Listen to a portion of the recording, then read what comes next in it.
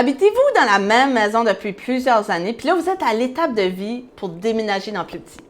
Peut-être que votre motivation, c'est de réduire le fardeau de tout ce qui vient avec l'entretien d'une maison. Ou peut-être vous voulez juste briser l'isolement, puis vous sentir plus en sécurité. Peu importe la raison, je vous comprends parce que j'ai souvent vu mes clients passer par là. Puis aujourd'hui, j'aimerais vous parler d'un cas particulier, du cas de Marguerite. Marguerite habitait à Fabreville, puis elle voulait déménager depuis une couple d'années en résidence. Sa santé était bonne, mais elle avançait en âge, puis là, sa décision était prise. Marguerite ne savait pas où aller. Elle était très insécure avec l'argent parce qu'elle n'avait aucune idée de la valeur de sa maison, puis elle ne savait même pas par où commencer. Tout ça, ça lui donnait beaucoup d'anxiété. Fait que la première étape que Marguerite a faite, qui était très intelligente pour faire avancer les choses, c'est qu'elle a contacté une conseillère en hébergement. Donc, elle a trouvé une personne qui irait gratuitement magasiner les résidences avec elle. Puis, si vous voulez plus d'infos sur ce sujet-là, allez voir mon vidéo sur les conseillers en hébergement. Donc, avec cette dame-là, ils ont ciblé 3 ou 4 résidences qui étaient acceptables pour Marguerite.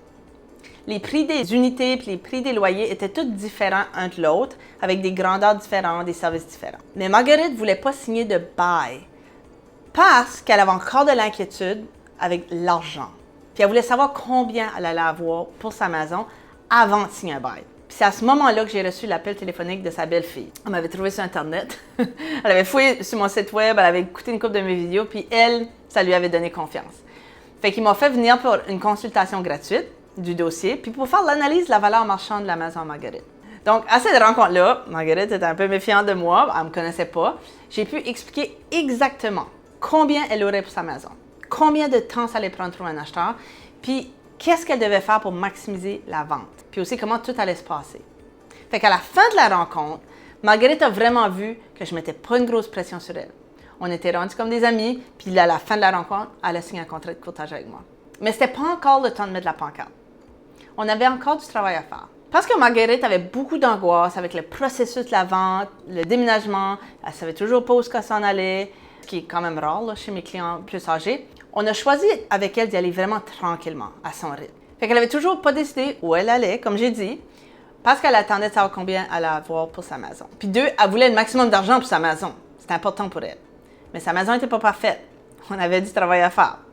Fait qu'ensemble, pour diminuer son insécurité monétaire, on a à maintes reprises fait les calculs avec elle des différents scénarios de vente pour voir combien qu'elle obtiendrait.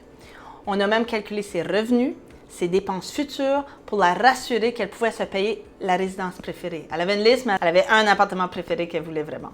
Fait que toutes ces conversations-là, ça l'a beaucoup aidé à aller de l'avant avec la mise en vente.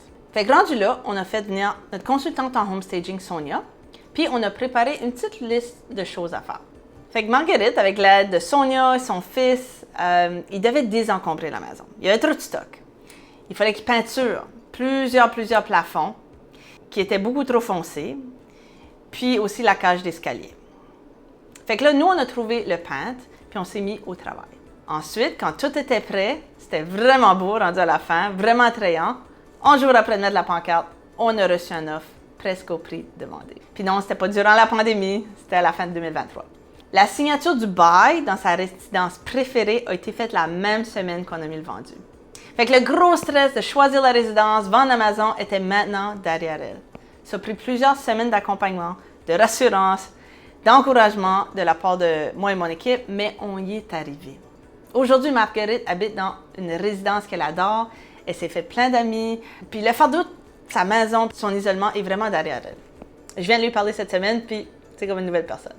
Puis Marguerite est juste comme un exemple de nombreux clients âgés que j'ai pu supporter dans ce cheminement.